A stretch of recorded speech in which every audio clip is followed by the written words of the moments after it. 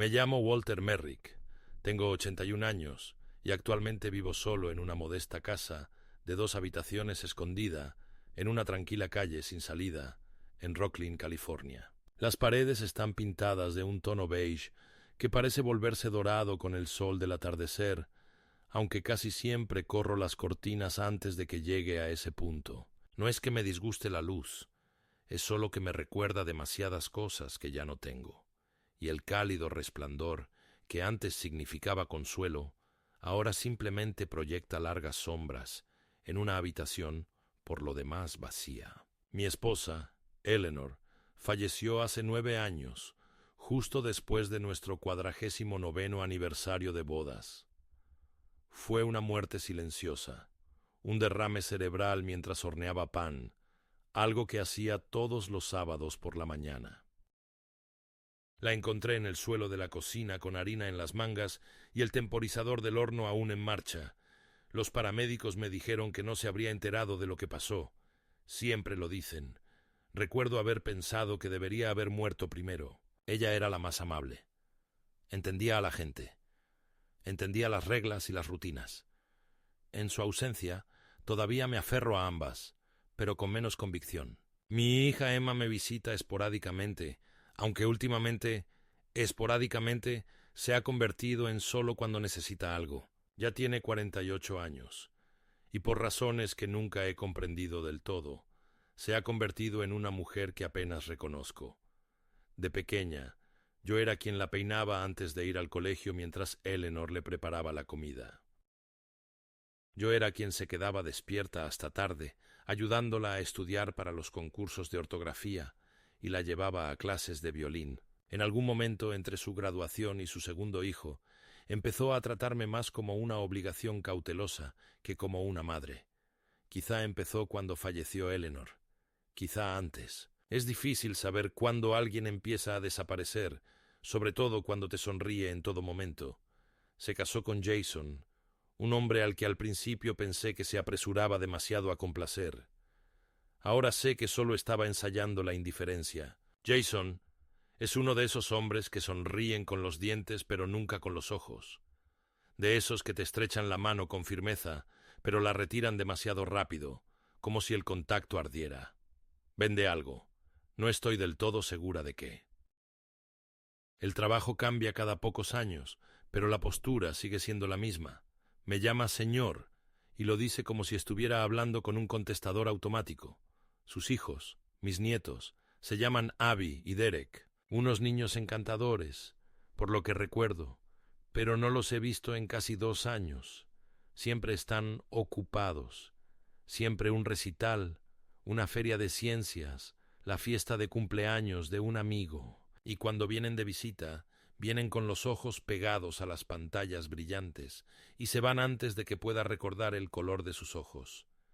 Fui maestra de escuela durante 36 años, principalmente literatura de 10º grado. Enseñé Hemingway, Faulkner y Steinbeck a generaciones de adolescentes a quienes, en la mayoría de los casos, les traía sin cuidado. Pero de vez en cuando había un estudiante que se erguía, hacía preguntas serias, garabateaba citas en los márgenes de sus cuadernos. Esos chicos hacían que valiera la pena. No era la clase de maestra que regalaba dulces o contaba chistes para ganarse el cariño. Creía en la claridad, en el peso de las palabras, en el valor del esfuerzo.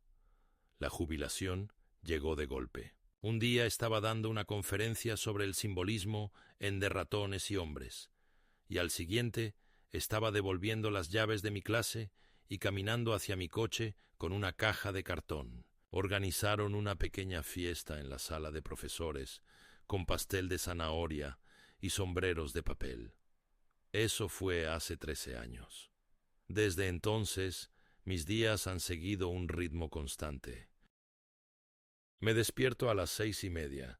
Preparo el café con la misma proporción que Eleanor insistía una vez. 3 cucharadas por taza, ni más ni menos.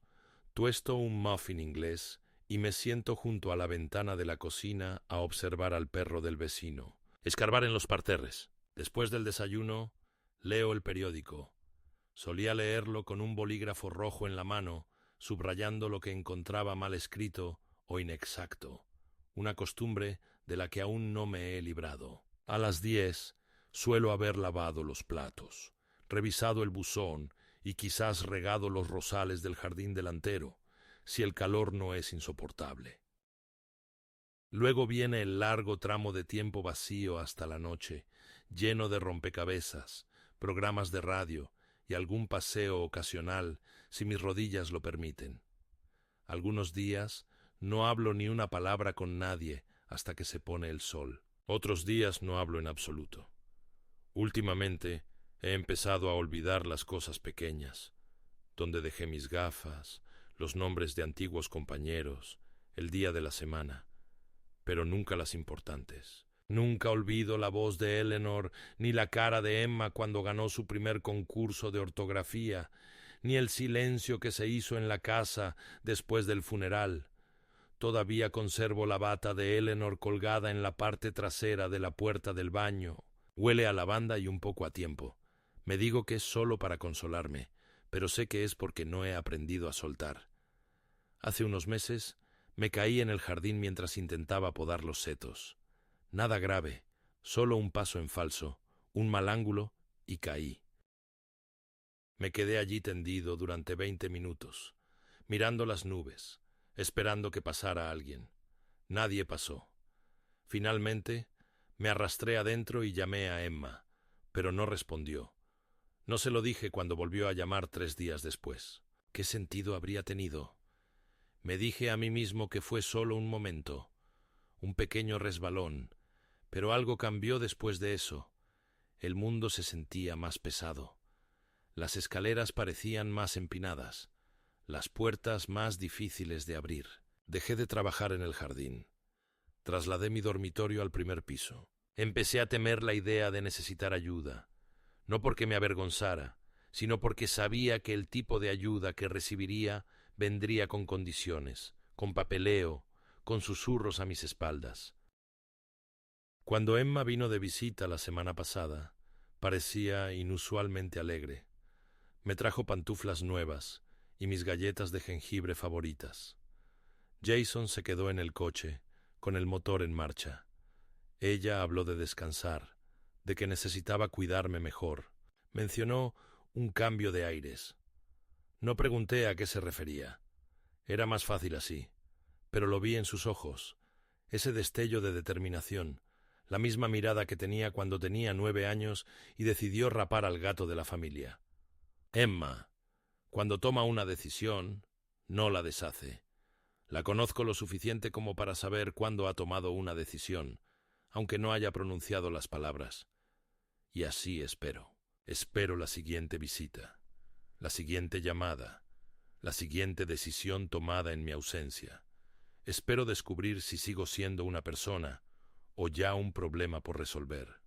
A los 81 años, ya no esperas sorpresas, pero aún las temes. Temes que te dejen en un lugar del que no puedas salir. Temes convertirte en alguien de quien la gente susurra en lugar de hablar. Temes, sobre todo, darte cuenta de que nunca fuiste realmente visto, solo tolerado. Vives toda tu vida intentando ser útil, solo para ser reducido, al final, a un nombre en una agenda y un pastillero en un estante. No crees que te vaya a pasar hasta que pasa, hasta que es tu turno. Y ahora tengo la terrible sensación de que me llegará el turno. Todo empezó una mañana de miércoles a mediados de septiembre, uno de esos días frescos de California en los que la luz parece más tenue y el aire huele ligeramente a polvo y cítricos. Llevaba semanas sintiendo un dolor sordo en la cadera derecha, esa clase de molestia que atribuyes a la edad y luego ignoras porque quejarse no soluciona nada. Esa mañana me agaché para recoger el periódico del porche, como siempre, pero al intentar incorporarme, algo se dio. Un rayo afilado y abrasador me impactó en el costado y caí, con fuerza, sobre los escalones. El periódico rodó a mi lado, abriéndose en la página de obituario. No recuerdo si grité. No había nadie cerca para oírlo si lo hice. Me quedé allí tendido durante lo que me pareció una hora, pero probablemente fueron más bien 10 minutos, intentando evaluar si podría arrastrarme hasta el teléfono que había dentro. No pude. Mis piernas no me cooperaban, y cada respiración parecía como si inhalara hierro candente. Finalmente, logré sacar el teléfono del bolsillo de la bata que, por suerte, llevaba puesto. Llamé al 911 y mi voz me sorprendió. Sonaba ronca, desconocida, como grava vertida de un tarro viejo. El operador permaneció en línea hasta que llegó la ambulancia, aunque apenas recuerdo el trayecto. Solo recuerdo las luces del techo pasando sobre mí como estrellas parpadeantes, el olor a antiséptico que me inundó la nariz y la voz del paramédico diciendo algo sobre una probable fractura. En el hospital lo confirmaron. Una fractura de cuello femoral, una grave. Requería cirugía de inmediato. Recuerdo al enfermero, un joven llamado Dale, que me preguntó si tenía familiares a los que debiera avisar. Le di el número de Emma, aunque sentí un ligero temblor de vacilación. Me dio las gracias, salió de la habitación y en media hora Emma estaba allí. Entró en la sala de recuperación con Jason a cuestas, ambos vestidos como si vinieran de una reunión de negocios. No lloró ni jadeó, solo frunció el ceño ligeramente y se acercó a mi cama. «Ay, papá», dijo, con un tono entre preocupado e incómodo. Jason estaba de pie a los pies de la cama, con los brazos cruzados y los ojos escudriñando el monitor como si fuera un teletipo. Emma me apretó la mano brevemente. Me dijo que no me preocupara, que todo estaría bien, que se quedarían cerca unos días mientras me orientaba. Al principio, me sentí agradecida. Sentía que quizás, solo quizás, la caída había despertado algo en ellos. Un viejo recuerdo de obligación, o mejor aún, de cariño. Me trajeron algunas de mis pertenencias, pantuflas, mi bata, la foto de Eleanor en un pequeño marco plateado. Jason me consiguió una habitación privada y mencionó algo sobre usar puntos de su programa de recompensas de viajes. Emma se sentó a mi lado y leyó el periódico en voz alta, como solía hacer Eleanor. Estaba aturdida por la medicación, pero recuerdo haber pensado que tal vez los había juzgado mal.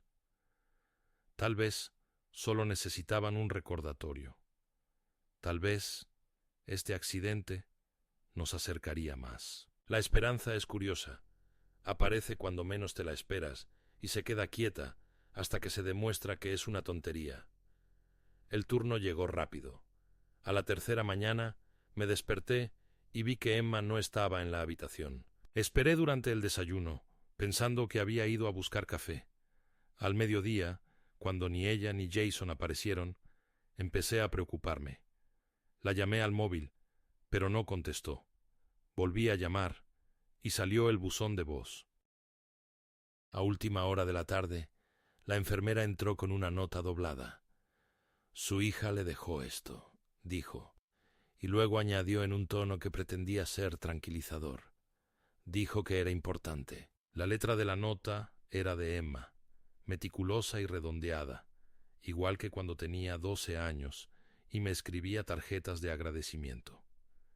Pero las palabras eran cortantes. «Papá, tuvimos que irnos de vacaciones muy necesarias. Aquí estarás a salvo, no te preocupes. Aprovecha este tiempo para descansar. Volveremos en 2 semanas. Con cariño, Emma». Sin explicación, sin dirección, sin contacto de emergencia.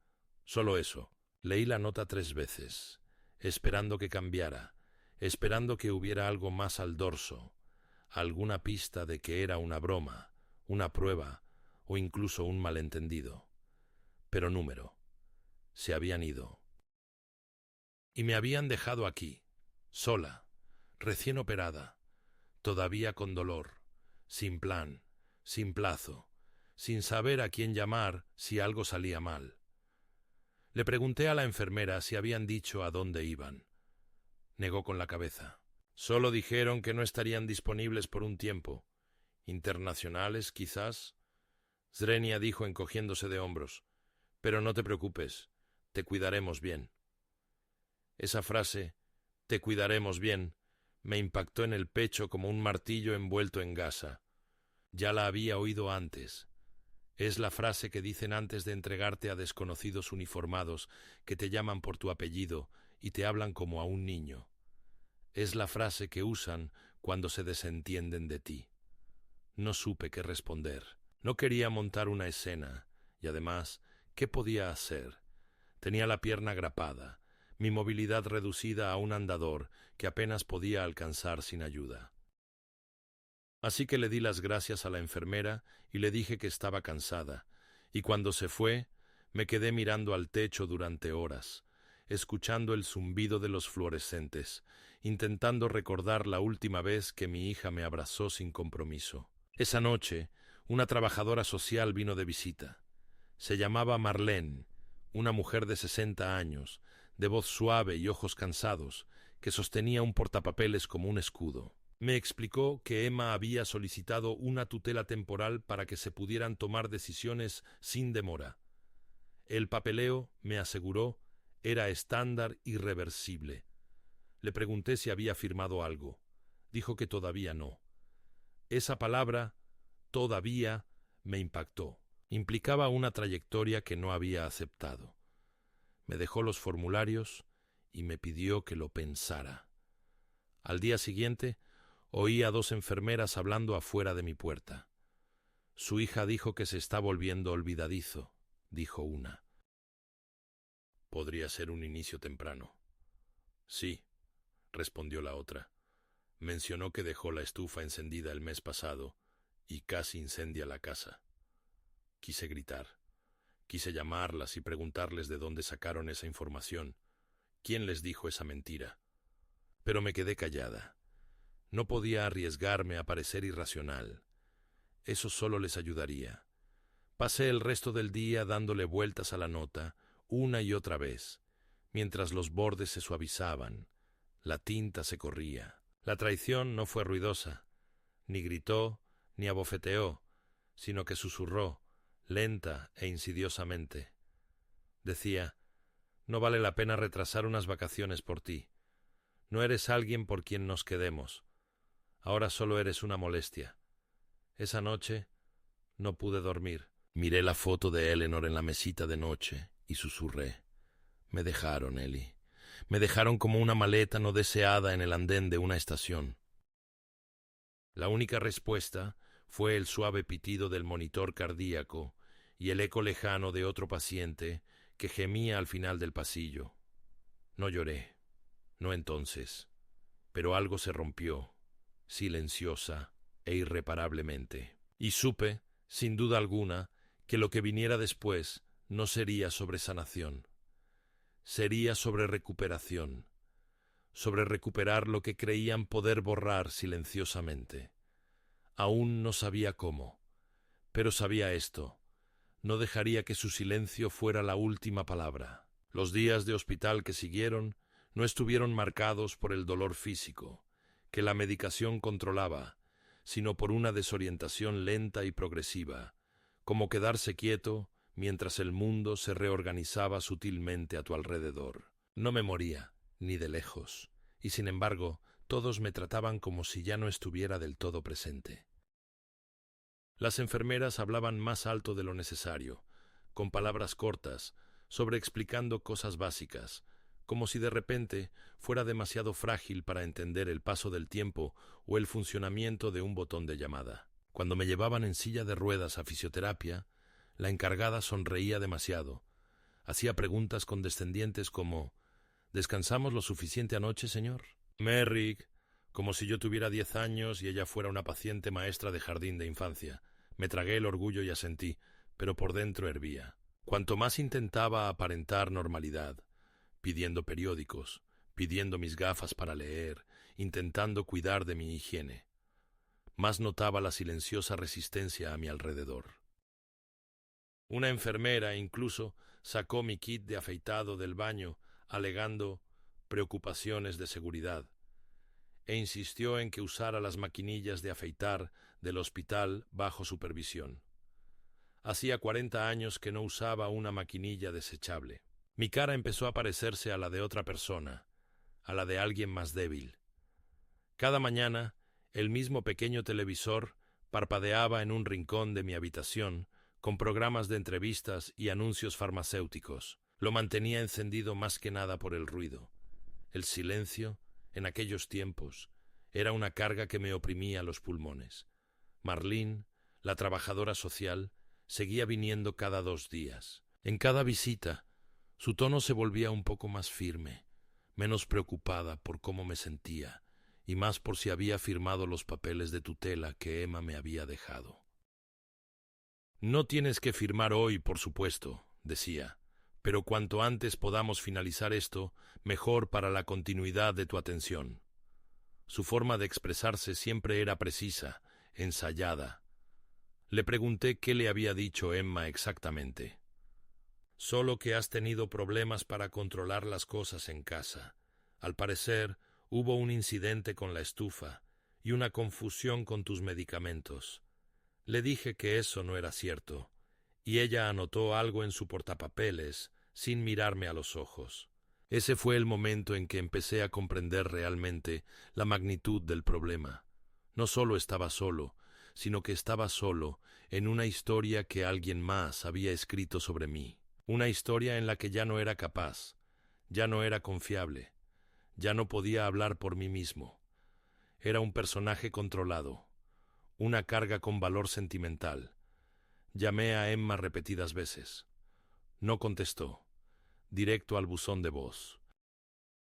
El teléfono de Jason hizo lo mismo. Dejé mensajes al principio, luego paré. ¿Qué se suponía que debía decir? Por favor, ¿recuerda que soy tu padre? La idea de rogar me ponía los pelos de punta. Incluso intenté escribirles a Abby y Derek, aunque no esperaba respuesta. No la recibí. Me dije que eran jóvenes, ocupados, distraídos. Pero en el fondo sabía que esa ya no era toda la verdad. Su distancia no era accidental. Se lo habían enseñado, modelado, transmitido de sus padres. Habían aprendido, sin que nadie se lo dijera, que yo era un hombre al que se debía tolerar en días festivos, que se me recordaba en las tarjetas de Navidad, pero no alguien que importara a la hora de tomar decisiones.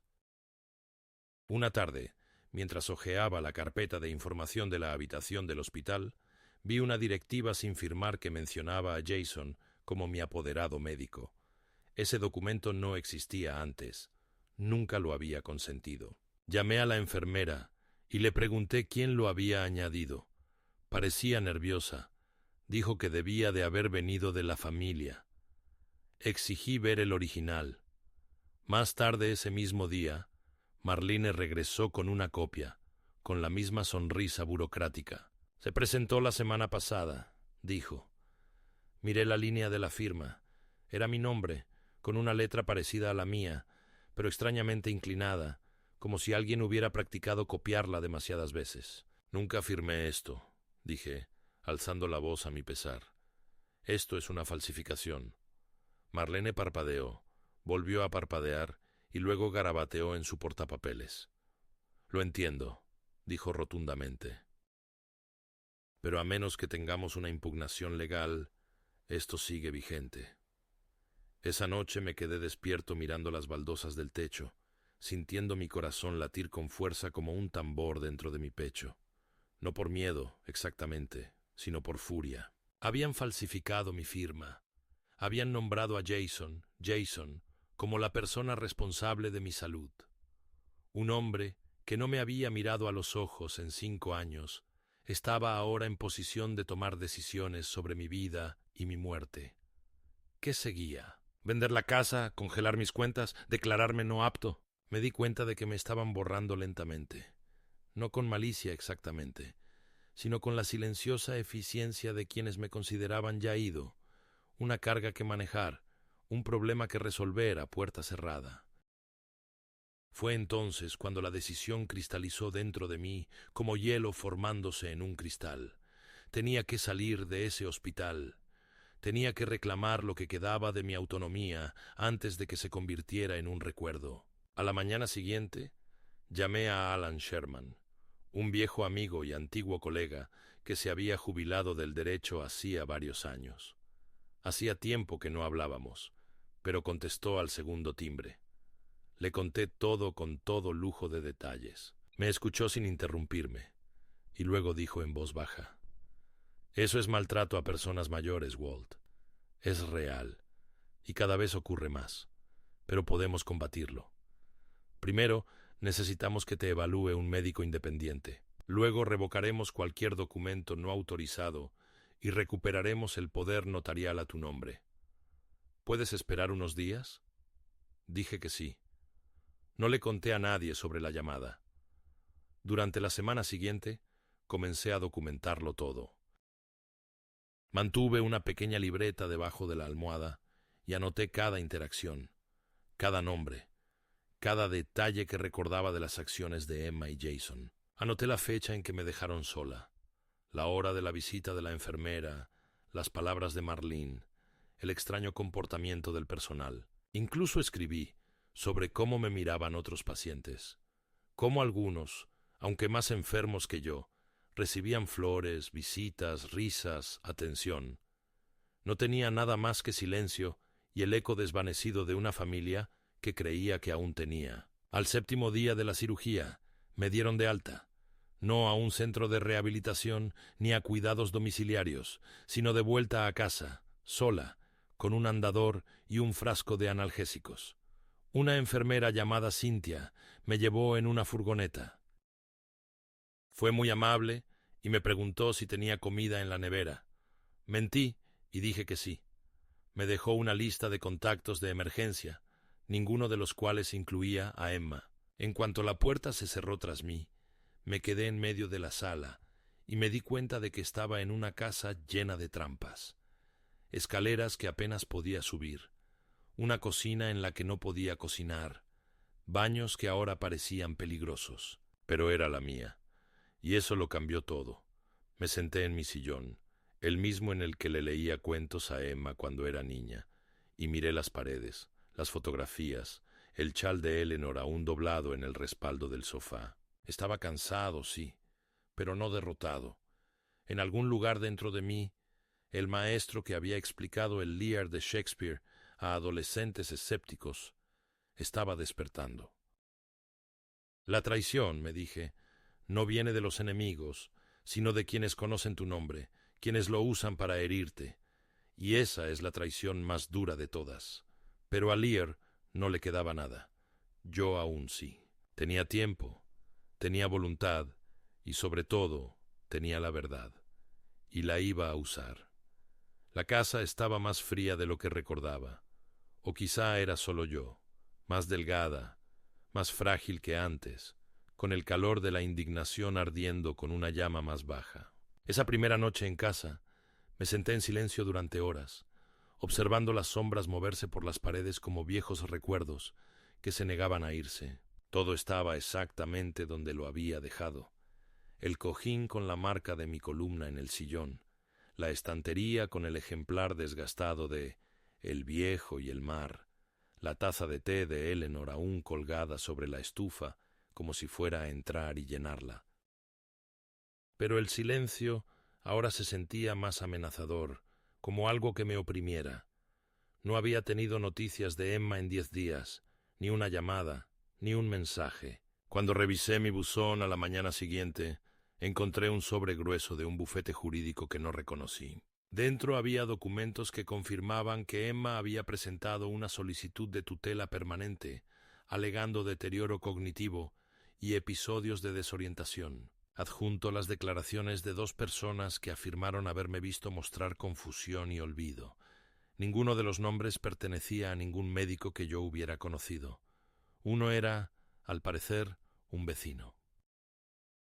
El otro era una enfermera a domicilio, a la que nunca había contratado. Leí los papeles despacio, con detenimiento, y al terminar los dejé sobre la mesa de centro y me quedé mirándolos fijamente durante varios minutos, intentando comprender hasta dónde estaban dispuestos a llegar. No era preocupación, no era amor distorsionado por el pánico. Era algo más frío, estratégico, legal. Ya no era su padre. Era un activo, un riesgo, algo que había que controlar o eliminar. Esa tarde volví a llamar a Alan y le conté lo de los documentos. Su voz era firme, pero esta vez más aguda. «Esto cambia las reglas del juego», dijo. «Si ya han presentado la demanda en el juzgado, tenemos que responder de inmediato. Prepararé una contrademanda y programaré una evaluación neuropsicológica. Conseguiremos un informe de un médico colegiado, alguien objetivo. Pero, Walter, tienes que estar preparado. Esto se puede poner feo. Si están inventando testigos, también podrían inventar otras cosas». Asentí, aunque no podía verme. «Estoy preparado», dije. «Ya no aguanto más a que cambien de opinión». Al día siguiente, tomé el autobús urbano hasta la notaría más cercana y revoqué todos los poderes notariales que me había otorgado. Fue difícil. Subir al autobús con andador, controlar los pasos, las miradas. Pero lo hice. Me llevó casi toda la mañana. Luego pasé por el banco. Me reuní con la gerente de la sucursal, a quien conocía desde hacía años, y borré el nombre de Emma de todas mis cuentas. Antes figuraba como cotitular por conveniencia, pero ahora me daba cuenta de que esa conveniencia se había convertido en vulnerabilidad. Cerré la cuenta de ahorros a la que tenía acceso. Abrí una nueva y transferí todo. Pedí que me avisaran de inmediato si se intentaba retirar dinero con sus credenciales. La gerente pareció sorprendida, pero no hizo preguntas. Quizás ya lo había visto antes. Quizás no era la primera. La cita con el neuropsicólogo era la semana siguiente. Estaba nervioso, más de lo que esperaba. No era que temiera los resultados, sino la idea de sentarme frente a alguien que, con unas pocas marcas de bolígrafo, pudiera decidir si mi mente seguía siendo mía, si mis recuerdos, mi identidad, mi juicio seguían siendo válidos. Me aterraba. El médico era más joven de lo que esperaba, quizá de unos 40 años, con la mirada cansada de quien ha oído todas las versiones de la frase «estoy bien» y ha aprendido a no creerla. Pero era amable y metódico. Hablamos durante casi 3 horas. Me preguntó por la fecha, el presidente, mi infancia, mi jubilación, la caída, Emma, Eleanor. Se lo conté todo. Me escuchó atentamente, tomó notas, me hizo hacer juegos de memoria y acertijos de lógica, me leyó cuentos y me hizo preguntas sobre ellos. Al final de la sesión, me estrechó la mano y dijo: «No veo ningún deterioro cognitivo, señor Merrick. Es usted agudo, enfadado pero agudo». Me reí entre dientes. «Me he ganado mi enojo», respondí.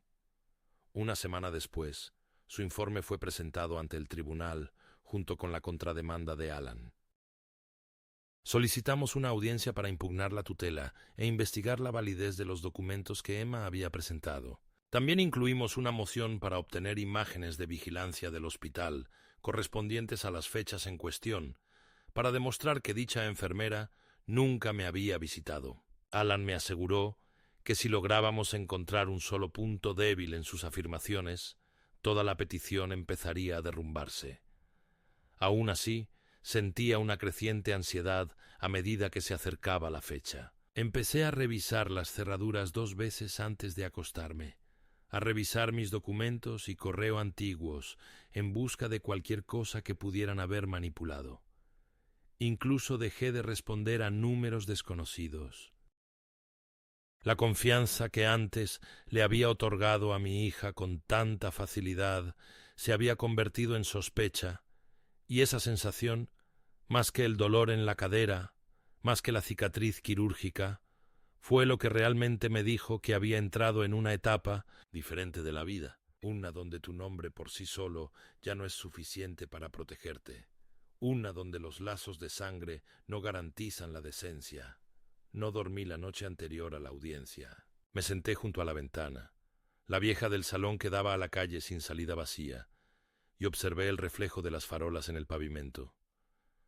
El gato de un vecino cruzó la calle lentamente, despreocupado.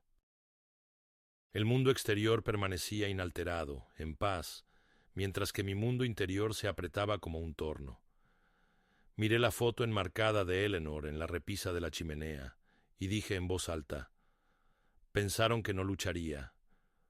Y en ese momento no tuve miedo, ni siquiera estaba cansada. Simplemente estaba lista, lista para hablar, para defender, para reclamar, no solo mis derechos legales, sino la versión de mí misma que habían intentado borrar de la historia. La sala del tribunal estaba más fría de lo que esperaba, no solo por el aire acondicionado que zumbaba como un zumbido lejano, sino por el silencio que me rodeó en el momento en que me llevaron en silla de ruedas. Digo que me llevaron porque Alan insistió en traer una silla de transporte, preocupado de que el paso lento y vacilante de mi cadera en recuperación se malinterpretara como mayor fragilidad. Odiaba esa silla. No fue el dolor lo que me puso allí, fue la apariencia, imagen, estrategia. Mi apariencia se había vuelto de repente más importante que quien era. Alan me empujó por el pasillo pasando junto a desconocidos con traje, algunos escribiendo en teléfonos, otros revolviendo papeles. No reconocí a la mujer que estaba junto a Emma, pero supuse que era la abogada, joven, segura de sí misma, refinada como es la gente, cuando cree que los hechos ya están a su favor. Jason estaba sentado detrás de ellos en la fila de la galería, con los brazos cruzados, sus ojos dirigiéndose rápidamente hacia mí antes de apartar la mirada. No creo que esperara que estuviera allí, la verdad es que no. Creo que, en el fondo, él creía que me desvanecería en silencio, absorbida por la burocracia y el peso de su falsa bondad. Pero no fue así. Y aquí estaba. La audiencia fue breve, como suele ocurrir. Alan habló con claridad y mesura, exponiendo la cronología de los hechos, las contradicciones en los documentos presentados, la falta de testigos legítimos y la firma falsificada.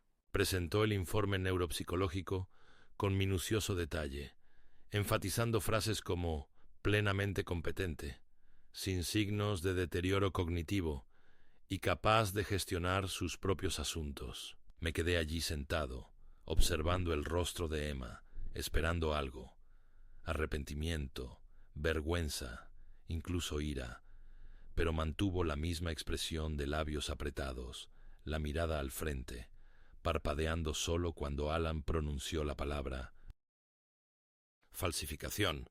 Jason parecía más nervioso que ella. En un momento dado, se inclinó y le susurró algo, pero ella no respondió.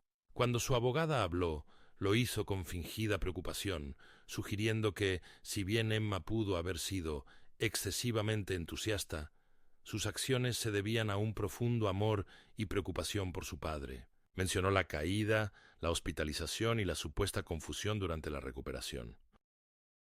Pero entonces, Alan reprodujo un video, un clip de seguridad del pasillo del hospital, con fecha y hora, que mostraba que ninguna enfermera a domicilio había entrado en mi habitación en los días en cuestión. El juez entrecerró los ojos. La sala quedó en silencio. El fallo fue rápido.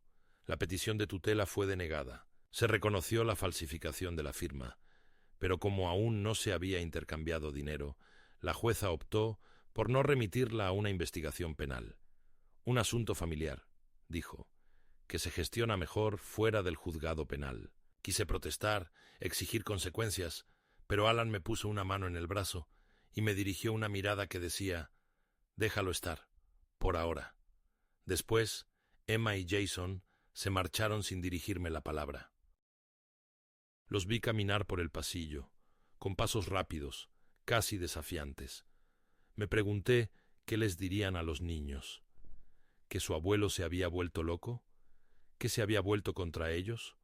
O quizás, lo peor de todo, que nada de esto había sucedido. La semana siguiente presenté una moción formal para impugnar todo el acceso restante que Emma tenía a mis cuentas financieras, pensión, seguro e historial médico. Alan me ayudó a redactar cartas para cada institución, adjuntando el fallo del tribunal y las instrucciones para que cualquier contacto futuro de Emma se considerara no autorizado. Reabrí mi caja fuerte y revisé la escritura de la casa, los registros de la hipoteca y las pólizas de seguro.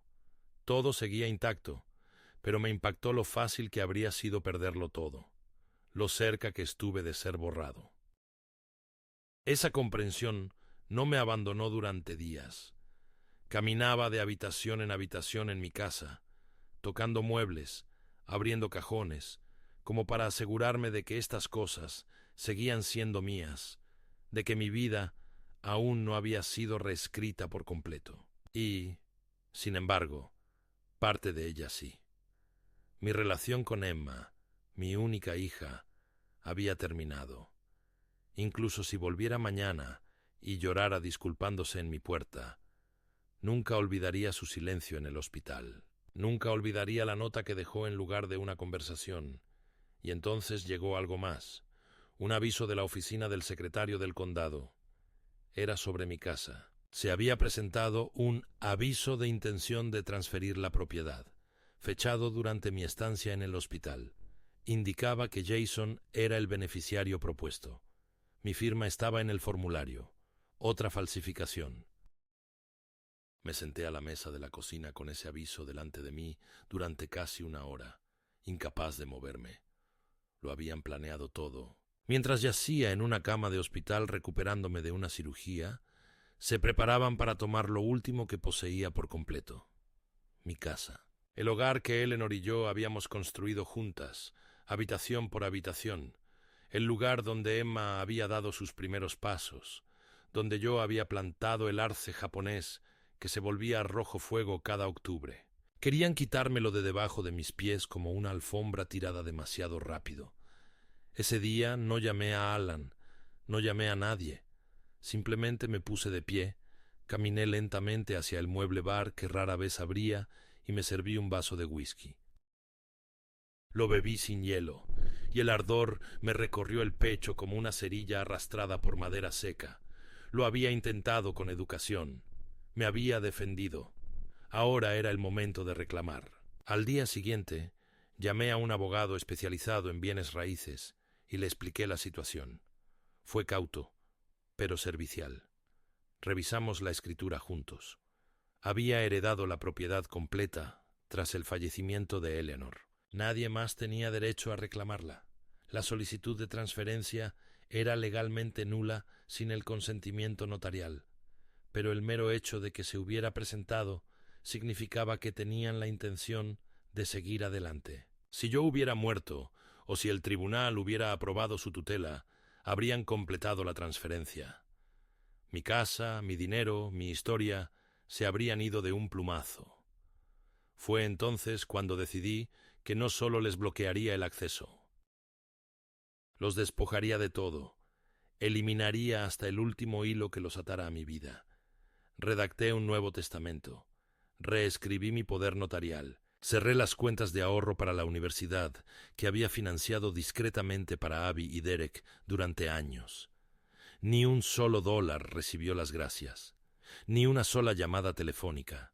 Ni una sola tarjeta de cumpleaños. Transferí los fondos a un fideicomiso benéfico a nombre de Eleanor, uno que patrocinaría a estudiantes desfavorecidos en el distrito escolar donde había enseñado.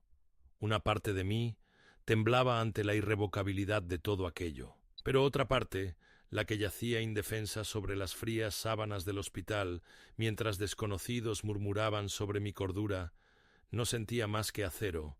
Entonces llegó el enfrentamiento. Regresaron. No sé cómo descubrieron que lo había revocado todo. Quizás los llamó el banco. Quizás intentaron acceder a una cuenta y no lo lograron.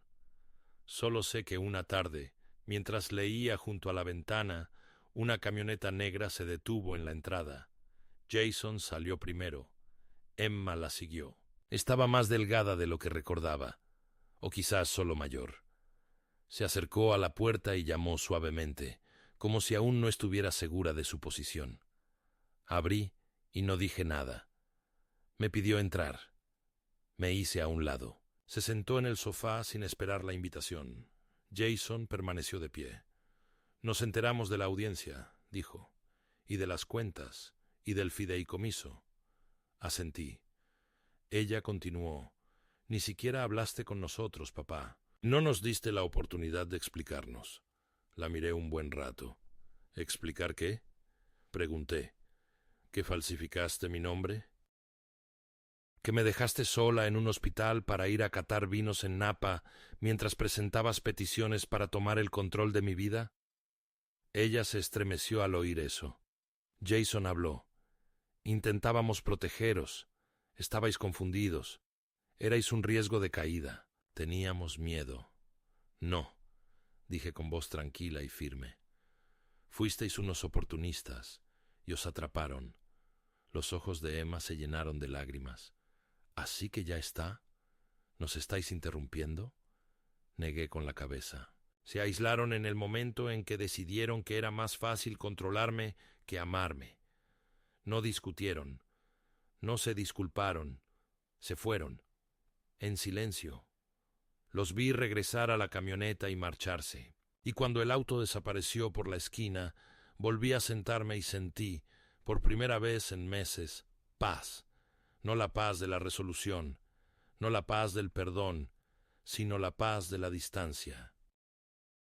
La certeza de que si bien había perdido algo irreversible, también había recuperado algo irreemplazable, a mí misma.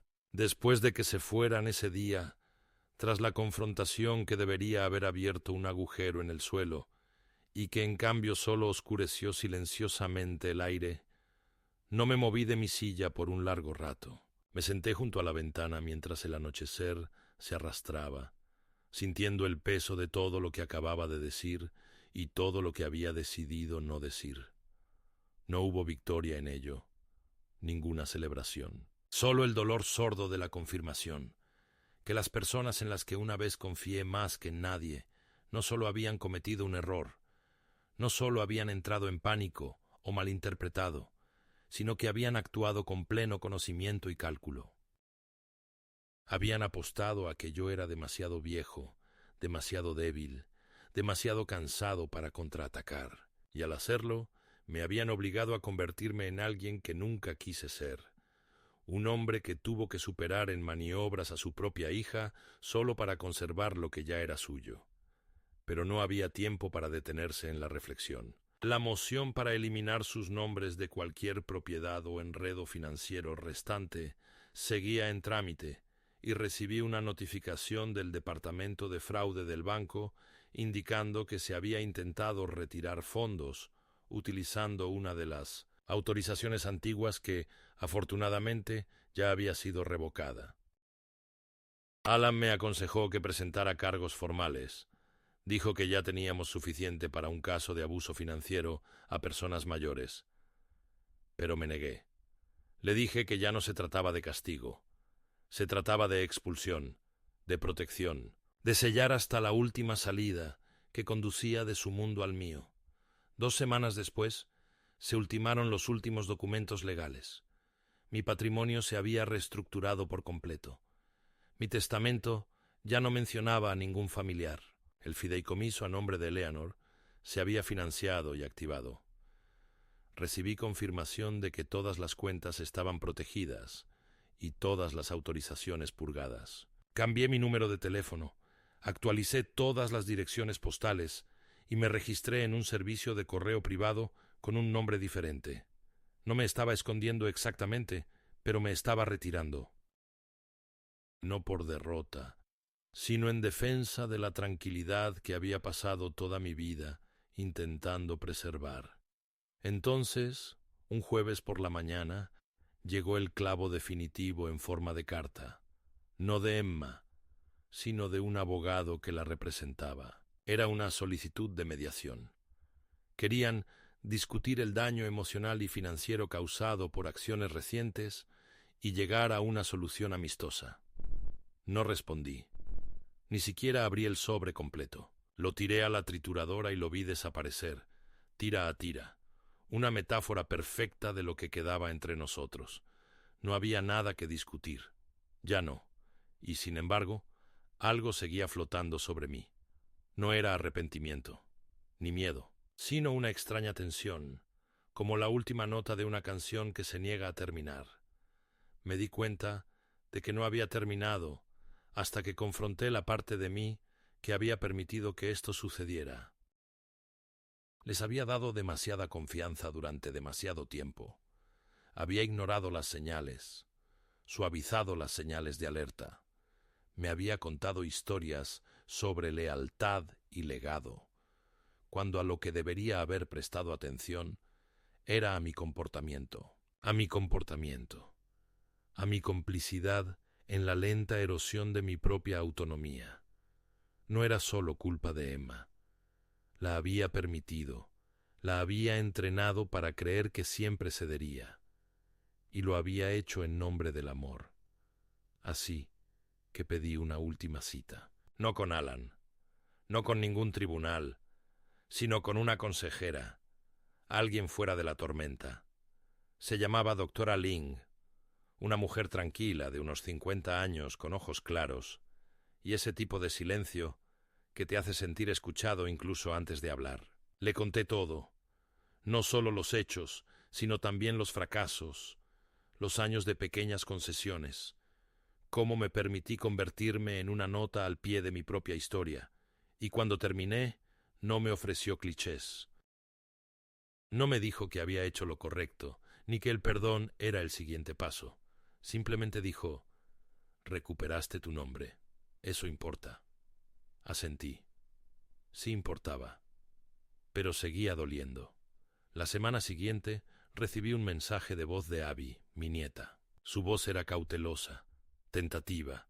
Dijo que había oído que había drama y que su madre estaba muy disgustada, pero que me extrañaba y quería hablar. Dejó su número. Escuché el mensaje 3 veces. Luego lo borré. No porque estuviera enojada, sino porque sabía que esa llamada no sería sobre conexión, sería sobre lealtad, sobre intentar arrastrarme de vuelta a la versión de la familia que intentaban preservar, una versión donde mi papel era perdonar, olvidar y apoyar. No estaba lista. Puede que nunca lo esté. Algunas heridas no sangran, se calcifican. Entonces, una mañana, el arce del jardín delantero empezó a cambiar de color. Las hojas se tornaron primero doradas, luego de un carmesí intenso, como siempre. Me quedé en el porche y observé cómo el viento las aflojaba. Docenas caían a la vez, esparciéndose por el césped como confeti de una celebración a la que nadie asistió. Fue entonces cuando supe que lo peor había pasado, no porque hubieran cambiado, no porque la justicia hubiera triunfado, sino porque había sobrevivido con mi mente intacta, mi hogar intacto y mi identidad intacta. Habían intentado reescribir mi final. Había recuperado la pluma. Han pasado 3 meses desde la última vez que escuché la voz de Emma, más aún desde que vi su rostro, y en ese tranquilo lapso de tiempo he llegado a comprender la diferencia entre la soledad y la soledad. Soledad es lo que intentaron dejarme, un espacio de impotencia y desconexión, una sala de espera para quienes se sienten abandonados por la relevancia. Pero la soledad, he aprendido, es algo completamente distinto. Es deliberada, elegida, protegida. Es despertar cada mañana y saber que el silencio de tu hogar es tuyo, no algo impuesto por la ausencia de otros, sino creado por la presencia de ti mismo. Ahora mantengo una rutina diferente. Me levanto más tarde, preparo mi café más despacio, lo dejo enfriar en el alféizar de la ventana mientras leo, no las noticias, ya no, sino literatura antigua, de esas que me recuerdan las palabras que solía enseñar y al hombre que sigo siendo. Ya no miro el teléfono ni el buzón con expectación. Ya no hay tarjetas de cumpleaños, ni invitaciones, pero tampoco hay pretensiones, ni manipulación envuelta en sonrisas. El aire está limpio de esa toxina en particular. He empezado a donar cosas, trajes viejos, portarretratos con imágenes que ya no reconozco, cajas de juguetes de la infancia de Emma, que una vez pensé en pasarles a Abby o Derek. Me quedé con un objeto, un conejo de peluche descolorido con la letra de Eleanor cosida en el dobladillo de la oreja. Todo lo demás fue a un refugio para mujeres en el centro, un lugar donde las cosas se reutilizan, donde el recuerdo se convierte en utilidad. No lo hago por amargura, lo hago porque quiero que esta casa refleje la vida que vivo ahora, no la que solía proteger. Alan todavía llama una vez a la semana para ver cómo estoy. Hemos empezado a reunirnos todos los domingos en un tranquilo restaurante cerca de la autopista, donde nos sentamos durante horas con huevos y café y hablamos de cosas que no tienen nada que ver con documentos judiciales o formularios bancarios. Nos hemos convertido en ancianos en el sentido más común y honesto, hombres que han enfrentado suficientes finales para conocer el valor de los comienzos. Ya no fantaseo con disculpas. No llegarán, y no confiaría en ellas si lo hicieran. Emma tomó una decisión.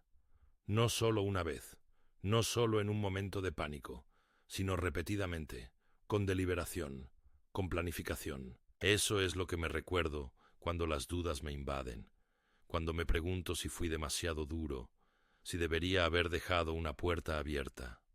Pero hay puertas que, una vez selladas, deben permanecer cerradas, no por venganza, sino por amor propio. Le di todo lo que sabía dar, y ella lo usó como andamiaje para la traición. No se repara de eso, se reconstruye en otra parte.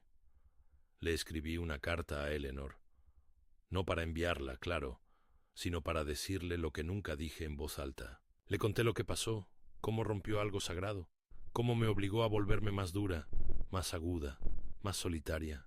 También le conté cuánto aguanté, cómo protegí el hogar que construimos, cómo su nombre ahora forma parte de una beca que ayuda a niños que, como ella una vez, querían más de lo que se les daba. Guardé la carta en su vieja caja de recetas, debajo de la de los escones de limón. No la leo, no me hace falta, simplemente me gusta saber que está ahí.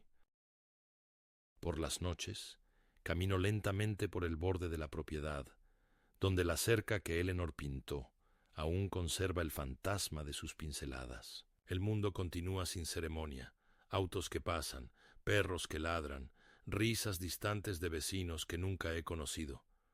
No es una vida perfecta, ni siquiera es particularmente alegre, pero es mía, pura, sin manipular y por fin, sin concesiones. Y eso, he llegado a comprender, es suficiente.